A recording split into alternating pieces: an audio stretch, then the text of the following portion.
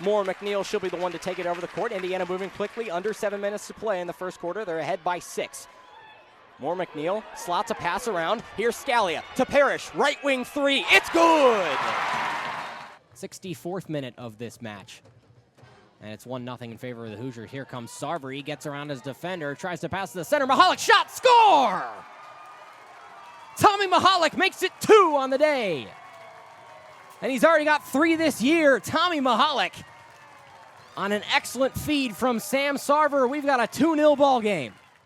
So it's Cade Lewis, the freshman, first baseman, 1 for 4 on the day, has a 2 RBI double. That came in the 7th inning. Fresh count from Reisdorf. 2 outs, runners at the corners. Reisdorf delivers. This one's hit high, deep, right field. It is gone!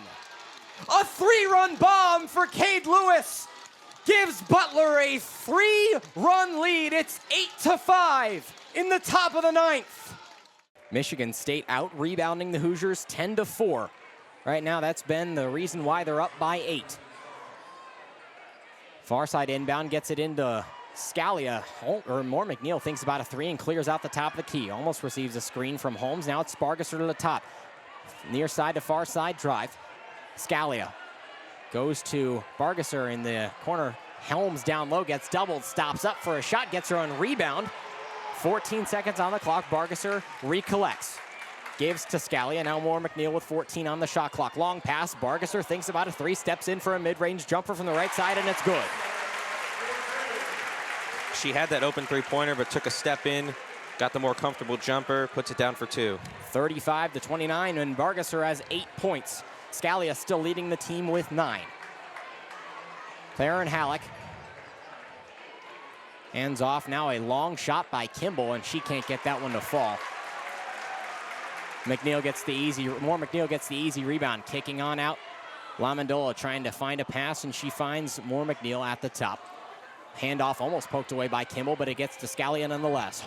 Moore McNeil holding the basketball overhead, looking for Holmes. She finds Bargesser inside, into the restricted area, fakes a jump, and now she goes up. 10 points for Lexus Bargesser. And she's well on her way to tying her career high, a 15. Indiana crowd on their feet. 4-point game. Michigan State ahead by 31-35. Bargesser almost gets a steal. And this one down to the ground, trying to repossess control of it is Joyner, and she does for Michigan State. 12 on the shot clock, driving on Bargesser inside, stops back up. Halleck thinks about a 3. She's guarded tightly by Moore McNeil, goes to the line, and a charge! Offensive foul, and that'll get Indiana fans on their feet. With 5:50 left to play in this second quarter, Indiana takes possession of the basketball, only down by 4. This crowd loving the tough defense from the Hoosiers. A great charge drawn right there to get the ball back. Chance to cut it to a 1-possession game here. Down 35-31. Michigan State 35, Indiana 31. IU chants ringing throughout the hall. Mackenzie Holmes will check out in place of Lily Meister. And it's Moore McNeil who starts things off. She's got 5 assists already in this game without registering a point. Indiana trailing by 4. Scalia, the right wing. 5.5 to play in this second quarter. Gives to Meister at the top. Meister gives Bargesser. Not in her range right now. Moore McNeil thinks about a pull-up jumper. Now moves to the left block. Jump stop. Kicks it back out. Scalia, long 3. It's good! You Sarah cannot. Scalia, how about it? 12 points.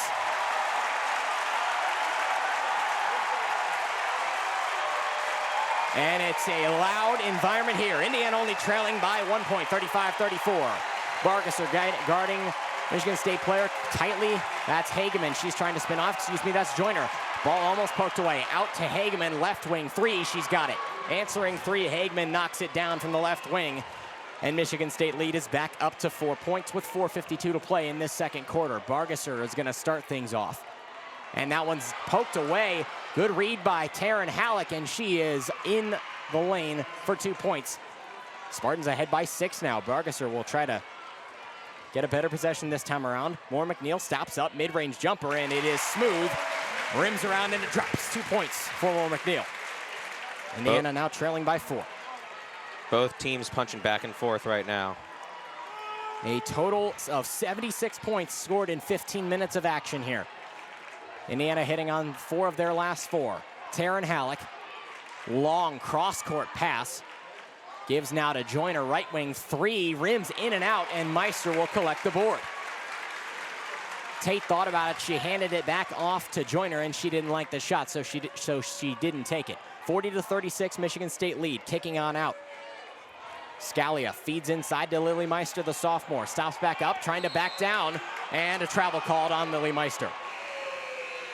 And that'll take us to the immediate timeout with 3:51 to play in the second quarter. 40-36 is the Michigan State Spartans lead. You're listening to Indiana women's basketball here on 99.1 WIUX.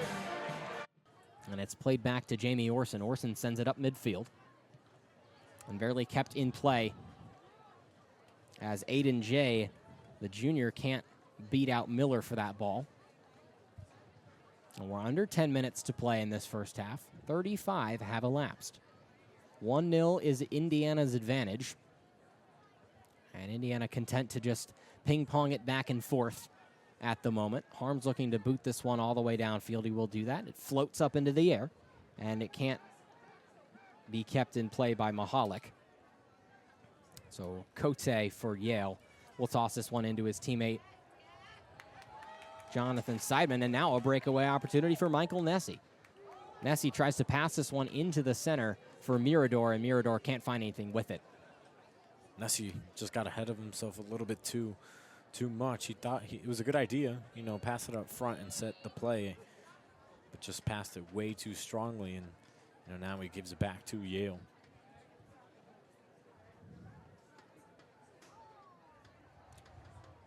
Well, with just being a freshman, Michael Nessie was the fourth ranked recruit in the Midwest.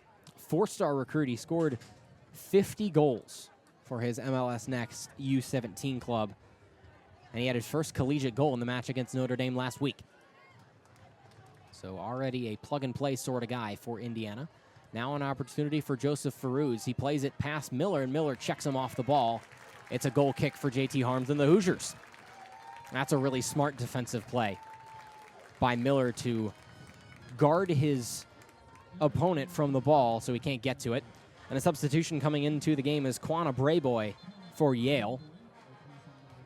And he'll be replacing Joseph Ferruz for the time being. Yeah, you took the words right out of my mouth. That was a great play by Jansen Miller. Just use your body to cut off the angle towards the ball and, you know, get the ball back.